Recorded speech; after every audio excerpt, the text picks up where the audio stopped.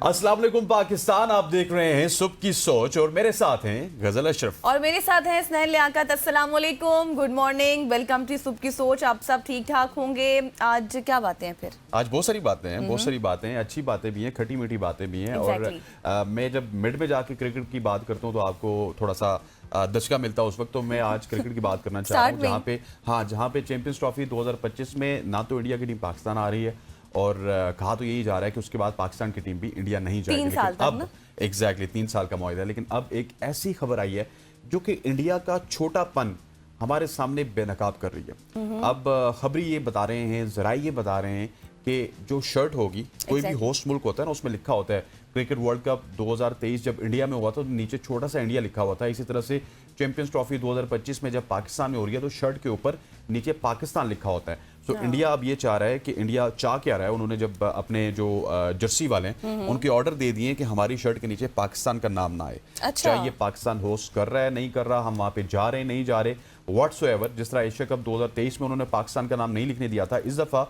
उनकी बाकी 7 टीम्स पे तो नहीं चली, लेकिन वो अपनी शर्ट के नीचे पाकिस्तान का नाम नहीं लिखवाना चाहती। और ये उनका मेरे ख्याल छोटापन है। हम छोटी ज़हनियत के लोग स्पोर्ट्समैन स्पिरिट की तो हम बात करते हैं ना कि इंडिया में बड़ा स्पोर्ट्समैन स्पिरिट है, ग्राउंड भरे रहते हैं, लेकिन ये उनकी जो छोटी ज़हनियत है उसको भी वाज़ेह करता है कि किस तरह से पाकिस्तान की दुश्मनी में वो तमाम तर हदें पार कर रहे हैं। ऐसा ही है। और ठीक है, आपने इतनी ज़्यादा डिबेट की, कंट्रोवर्सी की, आना है नहीं आना, और फिर आप नहीं आए, हमने भी मान लिया नहीं आए, फिर अब 3 साल का मुआहदा भी होगा। एग्जैक्टली। लेकिन इस तरह की छोटी हरकतें करने से सिर्फ आपका अपना ही नाम खराब होता है, इंटरनेशनली भी।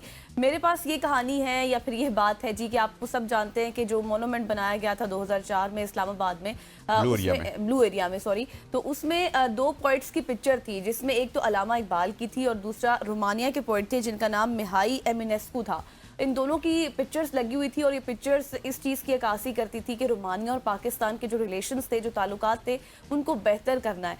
लेकिन हुआ कुछ यूं कि एक हफ्ते से जी वो पिक्चर जो है वो चोरी हो चुकी है। अलामा इकबाल की भी कोई पिक्चर लेकर चला गया और अलमिया ये कि पता भी एक हफ्ते बाद चला है कि वो पिक्चर इस वक्त चोरी हो चुकी है। के पास तमाम तरह रिसोर्सेज होने के बावजूद, पुलिस होने के बावजूद, कैमरा होने के बावजूद, कैमरे जो आपको पता है कि हर जगह लगे होते हैं, उसके बावजूद किसी ने तवज्जो नहीं दी और अब वो पिक्चर्स चोरी हो गई हैं। तो क्या इमेज जा रही है रोमानिया में भी, इंटरनेशनली भी पाकिस्तान की? ये तो अब हम सब के लिए एक सवालिया निशान है। और वो जो सेफ सिटी का प्रोजेक्ट था ना, उसका भांडा फूटते हुए कि आप एक तो आवाम को सेफ सिटी के प्रोजेक्ट के हवाले से बताते हो, दूसरा ये कि आपके अपने प्रोजेक्ट के ऊपर आप 2 पोर्ट्रेट ऐसे हैं जो नेशनल शायर अलामा इकबाल का था और दूसरी तरफ से रोमानियन नेशनल पोइट का था, वो नहीं संभाल सके। और वो भी हफ्ते बाद जब मीडिया पे ये बातें आई तो सीडीए को पता चला, उनकी आंखें खुली, हो ये तो हो गया। अब देखना इसके ऊपर भी कोई मजीद एक्सप्लेनेशन आ जाएगी। एक्सप्लेनेशन आ जाएगी, नहीं इसको सेव करने के लिए कि नहीं ऐसा नहीं था, ऐसा हुआ था। बट लेट्स सी कि अब क्या स्टेटमेंट्स उनकी तरफ से आती हैं। सोशल स्टोरीज की जानिब बढ़े। जी जी बिल्कुल। जी, आज हमारे पास बहुत अच्छी अच्छी कहानियां भी हैं आपको बताने के लिए, क्योंकि पाकिस्तान में 5G टेक्नोलॉजी का कहानी कह रही हैं आप इसको, ये तो हकीकत बनने वाली है। ये हकीकत बन चुकी भी होगी, होने वाली होगी। यकीन नहीं है आपको सिस्टम पे? एग्जैक्टली, क्योंकि मुझे इसलिए भी यकीन नहीं है क्योंकि 4G नहीं चलता ना ठीक से। तो अब मैं 5G की बात कर रही हूँ तो थोड़ी सी हैरानी हो रही है कि उसका जो बाकायदा शेड्यूल है वो जारी कर दिया गया है। पाकिस्तान की वजारत IT और टेलीकॉम ने मुल्क में 5G टेक्नोलॉजी मुतारिफ कराने का ये शेड्यूल जारी किया और ये मनसूबा जुलाई 2025 से मरहलावार जो है वो नाफिज किया जाएगा। फरवरी की बात करें यानी कि नेक्स्ट मंथ की, तो 2025 में माहिरीन की तजावीज़ स्पेक्ट्रम एडवाइजरी कमेटी को पेश की जाएगी, जिनमें स्पेक्ट्रम की कीमतों, फिर तिजारती फ्रेमवर्क और इसके साथ साथ जो टैक्स पॉलिसीज़ होती हैं उन पर गौर किया जाएगा। फिर नेक्स्ट मंथ मार्च की बात करें, जब रमज़ान स्टार्ट हो जाएगा, तब जी ज़रूरी जितनी भी उसकी नेसेसरी रिफॉर्म्स हैं वो मुकम्मल की जाएंगी। फिर अप्रैल में पॉलिसी डायरेक्टिव मंजूर की जाएगी। फिर उसके बाद मई की बात करें तो 3500 मेगा हर्ट्ज़, फिर 2600 मेगा हर्ट्ज़, 2300, फिर इस तरह 700 मेगा, फिर इस तरह अहम जो फ्रिक्वेंसी बैंड्स हैं उनकी नीलामी की जाएगी। और ये टेक्नोलॉजी पाकिस्तान में कनेक्टिविटी को बेहतर बनाने, जिद्दत को फ़रोग देने, इनोवेशन लाने और फिर हमारी इकॉनमी के लिए नई राहें मुतारिफ करवा देगी। लेकिन फिर एंड में भी यही कहूँगी कि 5G 4G नहीं, 5G 4G जो भी है वो जल्दी से आ जाए और उसमें VPN की कदगन बिल्कुल ना हो और दरनों पे हमारा 4G 5G बंद ना हो, तो फिर हमें मेरा ख्याल है कि 3G भी हो, तसलसल से चलता रहे तो हमें वही काफ़ी है। आगे बढ़ते हुए कोई अच्छी खबर मेरे पास नहीं है। पाकिस्तान में जो भी फेस्टिविटी होती है हम उसको रोकने के माहिर हैं। पंजाब में पतंगबाजी पे जो आप पतंग उड़ाती थी बचपन में, उसके ऊपर मुकम्मल पाबंदी आयद कर दी गई है। अभी भी कभी कभी उड़ा लेती हूँ, लेकिन ऐसे आती नहीं है मुझे हाँ, ये उड़ाने। उड़ाती हैं, इनको पकड़िए। हाँ, ठीक है लेकिन जी। ये है कि शौकिया तौर पर ना जाके थोड़ा बिल्कुल सा। ऐसी है। पंजाब असेंबली में पतंगबाजी पर मुकम्मल पाबंदी का बिल मंजूर कर लिया गया। इस नए कानून के मुताबिक पतंगबाजी एक नाकाबिले जमानत जुर्म करार दी गई है। बिल के तहत पतंग उड़ाने, बनाने या फिर फरोख्त करने पर 3 से 7 साल तक की कैद होगी, जबकि जुर्माने की हद में इजाफा हुआ है। 5 लाख से 50 लाख रुपए तक इसकी हद मुकर्रर की गई है। पाबंदी का इतलाक धाती तारों, नायलॉन की डोर और तेज़धार मांझे पर भी होगी। पतंगबाजी के दौरान तेज़धार डोर के इस्तेमाल से होने वाले हादसात और कीमती जानों के ज़िया को रोकने के लिए ये सख्त इक़दाम किए गए हैं। आपको याद होगा एक वाकया हुआ था मोटर बाइक वाला, जिसको डोर लगी थी और बहुत बेदर्दी के साथ जो है वो जान बहक हो गया था। लेकिन अब देखें कि ओवरऑल अगर इसको एक एंड से देखा जाए तो अच्छा कदम है, लेकिन दूसरे एंड से देखा जाए तो जो लोग शौकीन हैं, जो लोग उड़ाते हैं, उन्होंने तो वैसे भी करना है, क्योंकि इससे पहले भी बहुत सारे कानून होते हैं लेकिन उसके ऊपर अमल दरामद नहीं होता ऐसे है। बहुत सारे वाकयात होते हैं। अगर आप देखिए कि रोड के ऊपर एक्सीडेंट तो होता है ना, तो क्या उस एक्सीडेंट की वजह से हम गाड़ी पर पाबंदी लगा दें? ऐसा ही ठीक है, उसके लिए सेफ्टी मेजरमेंट होते हैं, कुछ स्पीड लिमिट्स होती हैं, कुछ चालान होते हैं, पुलिस वाले वहाँ पे जाते हैं। लेकिन हमारे यहाँ एक्चुअली हुआ ये कि ये अपनी फेस्टिविटी को ना हमने बिल्कुल पीछे धकेल दिया। बहुत बड़ी फेस्टिविटी होती थी, जब भी बसंत होती थी आपको आसमान पे रंग बिरंगे पतंग नजर आते थे, लेकिन वो फेस्टिविटी आई थिंक सो आज से नहीं बल्कि पिछले 10, 12, 15 साल से इसके ऊपर कतगन लगाई गई है। ऐसा ही है। और फिर होता भी कुछ यूं है कि बहुत सी जानें भी जाती हैं, बहुत से वाकयात भी ऐसे हमें सुनने को मिलते हैं। बट लेट्स सी, आगे बढ़ते हैं। आपको याद होगा स्नैने से पहले हमने पंजाब से रिलेटेड ही खबर शेयर की थी, जहां पर टीचर्स के लिए ये हिदायत की गई थी कि आपने ड्रेस कोड को मॉडर्नाइज बनाना है और अच्छी मतलब आपने वॉच पहननी है और आपका एक ड्रेस कोड होगा। अब पंजाब के बाद देखा देखी सिंध में भी तलबा के ड्रेस कोड के हवाले से हिदायत जारी की गई हैं। यूनिवर्सिटी के लिए जामिया कराची ने तलबा के ड्रेस कोड के हवाले से ये हिदायत की है कि वो साफ़ सुथरा लिबास पहने और अच्छा लिबास पहने, मुहज़्ज़ब किस्म का हो, और साथ ही साथ नाजेबा या इश्तियाल अंगेज़ लिबास जैसे कि छोटे आस्तीनों वाले, चुस्त या फिर काबिल एतराज़ प्रिंट वाले कपड़े पहनने की ममानत की गई है। और आरामदेह चप्पल पहनकर यूनिवर्सिटी आने पर भी पाबंदी लगाई गई है, क्योंकि आपको पता है कि एक डिसिप्लिन होता है यूनिवर्सिटी, स्कूल, कॉलेजेस का। और मेरे ख्याल से ये इस तरह की नोटिफिकेशन जो है ना टाइमली देने चाहिए, ताकि जो इंसान भूल जाते हैं, यूनिवर्सिटी वाले बच्चे भी बहुत ज़्यादा रिलैक्स हो जाते हैं, तो ये डिसिप्लिन मेंटेन करने के लिए ज़रूरी है। I am agreed to some extent. आप अगर यूनिवर्सिटी जाते हैं तो वहाँ पे कैट वॉक करने नहीं जाते, आपको यूनिवर्सिटी का जो डेकोरम है उसको फॉलो करना चाहिए, उसके जो रूल्स एंड रेगुलेशंस हैं और उसको फॉलो करना चाहिए। और ये अच्छा है, पहले पंजाब फिर सिंध, अब देखें देखा देखिए ये केपीके में भी होगा। केपीके में वैसे इतने मसाइल हैं नहीं और बलूचिस्तान में भी इतने मसाइल नहीं है। वहाँ की अपनी जो कल्चर है, नॉर्म्स हैं, वो काफ़ी ज़्यादा स्ट्रॉन्ग हमें नजर आती हैं। आगे बढ़ते हुए एक बार फिर पंजाब के हवाले से आपसे बात करते हैं। पंजाब में आसान कारोबार स्कीम का इजरा हो चुका है। अच्छा जी हाँ, पंजाब में एक के बाद दूसरा मंसूबा देखने को मिलता है। पंजाब हुकूमत ने मईशत की बेहतरी के लिए आसान कारोबार फाइनेंस स्कीम का आगाज किया। इस स्कीम के तहत 10 लाख से 3 लाख रुपए तक बिला सूद कर्जे दिए जाएंगे, जो 5 साल में आसान अक़सात के जरिए वापस किए जा सकते हैं। और इस स्कीम में जो छोटे छोटे स्टार्टअप्स हैं, कारोबार हैं, उनको हेल्प आउट मिलेगी और जिन्हें 10 लाख रुपए तक के कर्जे फराहम किए जाएंगे। और कर्जे के लिए दरख्वास्त देने के लिए वेबसाइट पोर्टल akf.punjab.gov.pk पर अप्लाई किया जा सकता है। ये स्कीम पंजाब के रिहायशी मर्द, खवातीन, ट्रांसजेंडर और जो स्पेशल पर्सन्स हैं उनके लिए दस्तयाब है। पंजाब वैसे ही वाकई बहुत तरक्की कर रहा है, क्योंकि बहुत से प्रोजेक्ट्स हमें देखने को मिल रहे हैं। मरीम नवाज साहिबा जो सीएम पंजाब हैं, उनकी जानिब से एक तो इलेक्ट्रिक बाइक्स भी, फिर बसें भी, फिर लैपटॉप भी, फिर आसान अक़सात पर प्लॉट्स भी, फिर अपना छत अपना घर वाला भी प्रोजेक्ट है। इसके अलावा दीगर प्रोजेक्ट्स, हेल्थ कार्ड भी है जो सहाफ़ियों के लिए स्टार्ट किया गया था। और जो आपने कहा ना कि पंजाब तरक्की कर रहा है, पंजाब तरक्की कर रहा है या नहीं कर रहा, हमने देखा है कि पंजाब को और सिंध गवर्नमेंट को ये पता है कि तरक्की पोर्ट्रे किस तरह करनी है। एग्जैक्टली ऐसा ही है।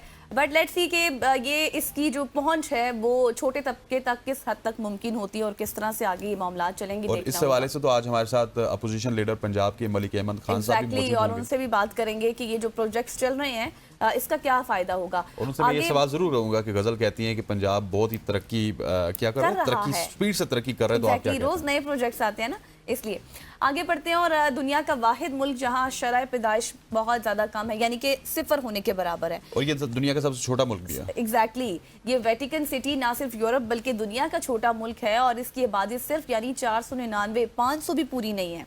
यार इससे ज्यादा तो एवियन में लोग हैं। एग्जैक्टली और ये मुल्क रोमन कैथोलिक चर्च का मरकज है और पोप फ्रांसिस इसके हुक्मरान है। वेटिकन सिटी अपनी मजहबी तारीखी अहमियत की वजह से दुनिया भर के सयाहों के लिए खास जो है वो कशिश भी रखता है। यहाँ मौजूद जो है वो एसटी पीटर्स बेसिलिका, फिर इसके साथ the Sistine Chapel, Vatican the Vatican अगर बात करूँ तो अपोस्टोलिक लाइब्रेरी भी है और वेटिकन म्यूजियम जैसी तामीरात अपनी खूबसूरती और अहमियत के लिहाज से मुनफरिद हैं।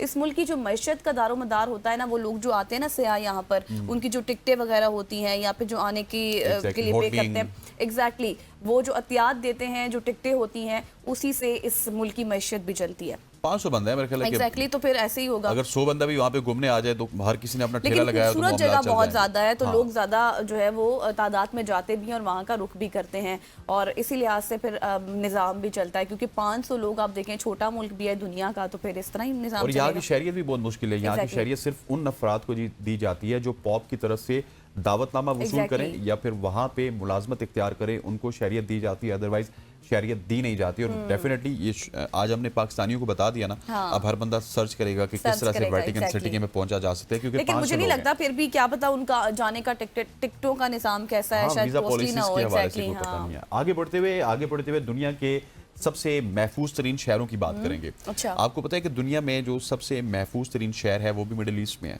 अच्छा एग्जैक्टली जब मिडिल ईस्ट की बात करते हैं तो वहाँ पे जंग की बात होती है और स्पेशली आजकल फ़लस्तीन और इसराइल की बात होती है, लेकिन दुनिया के सबसे महफूज तरीन शहरों की फहरिस्त में मिडिल ईस्ट का शहर अबू धाबी एक बार फिर पहले नंबर पर आ गया है। अच्छा, अपनी पोजीशन को रिटेन किया है। अबू धाबी को 2025 के जो अवार्ड थे उनकी बेस के सर्वे के मुताबिक दुनिया के महफूज तरीन शहर का एजाज़ मिला है। ये मुसलसल 9वीं दफ़ा है कि दुनिया के 352 शहरों में पहले नंबर पर अबू धाबी आया और मुसलसल 2017 से दुनिया के 352 महफूज शहरों की फहरिस्त में पहले नंबर पर मौजूद है, जिसकी वजह से अबू धाबी के जो बेहतरीन और जदीद सिक्योरिटी प्लानिंग है, हिकमत अमलियाँ और इकदाम हैं, ये उनको करार दिया गया और तमाम तर क्रेडिट उसकी जो वहाँ की मैनेजमेंट है उसको इसका जाता है। अच्छा, मेरी फैमिली मेंबर्स भी कुछ वहाँ है ना, तो वो भी यही कहते हैं कि वहाँ पर बहुत सेफ माहौल होता है। अगर आप रात को एग्जैक्टली आप 4 बजे भी जाए ना बाहर तो कोई इस तरह की चोर चकारी या फिर कुछ इस तरह के मामलात नहीं होते।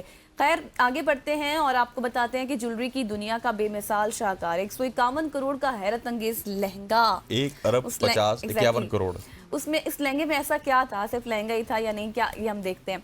जीत अडानी के होने वाली दुल्हन देवा शाह की शादी के लहंगे ने दुनिया भर में इस वक्त धूम मचा रखी है। शानदार लग्जरी का नया मयार कायम कर दिया और ये दिलकश शाहकार 151 करोड़ रुपए से ज्यादा मालियत का भी हो सकता है, जिसमें 20,000 से ज्यादा कीमती हीरे हैं और नायाब जवाहरात जुड़े हुए हैं। और इस बेमिसाल तख्लीक को मुकम्मल करने में कितने घंटे लगे होंगे?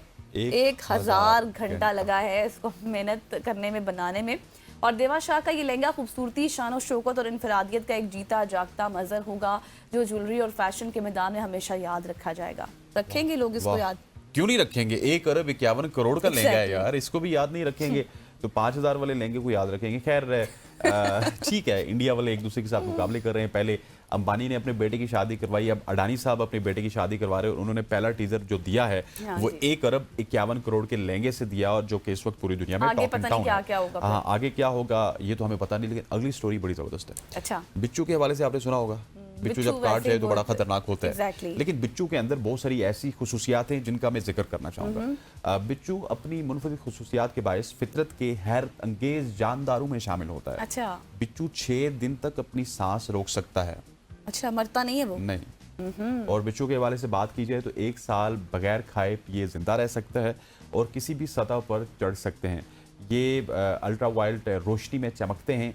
इनका ताल्लुक मकड़ियों की अक़साम से है जो इन्हें कुदरत की तख्लीकी सलाहियतों का एक और शानदार नमूना बना देते हैं। अच्छा, ये वाकई ये जो आपने बताई है ना इसके फैक्ट्स, ये तो मुझे नहीं पता था। वैसे 6 दिन तक अपना सांस भी रोक सकते हैं। और अच्छा, इनके हवाले से एक फैक्ट ये भी है कि ये ना दिन को जो है वो थोड़ा बाहर निकले, लेकिन रात को जो है ना ये छुप के नहीं रहते, रात को बाहर निकलते हैं और दिन को छुप कर रहते हैं। एग्जैक्टली ऐसा ही है। खैर, ये थी हमारी आज की सोशल स्टोरीज और उम्मीद करते हैं कि आपको बहुत कुछ सीखने को मिला। इस तरह से मुझे भी आखिर में जो बिच्छू वाली स्टोरी से उससे बहुत कुछ सीखने को मिला और बहुत कुछ पता भी चला।